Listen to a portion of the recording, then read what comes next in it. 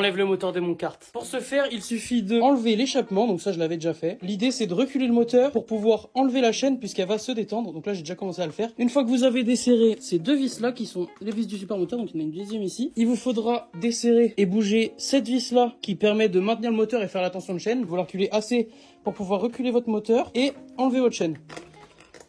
Voilà, et par rapport au test de la dernière vidéo, en effet, c'était la chaîne qui bloquait. On commence par la boîte à air, j'enlève le petit collier juste ici, et voilà, la boîte à air est sortie. On passe à la durite d'arrivée d'essence. Donc ici, je viens dévisser.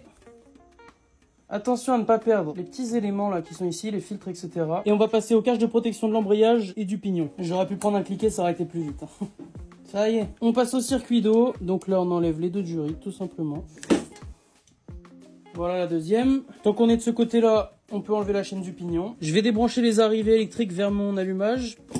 Hop, une, hop, deux, voilà. Et enfin le câble d'accélérateur. Ça y est, plus rien n'est raccordé au moteur. Il n'y a plus qu'à l'enlever du châssis. On repart en dessous du kart, on réenlève complètement ces deux vis-là. Donc celle-là et celle-là, celle du support moteur. Allez, c'est parti. Ça fait vraiment bizarre de voir mon kart sans moteur. Et vous vous en doutez bien, j'ai pas démonté le moteur pour rien. Je vais avoir des petites bricoles à faire dessus. À suivre dans les prochaines vidéos.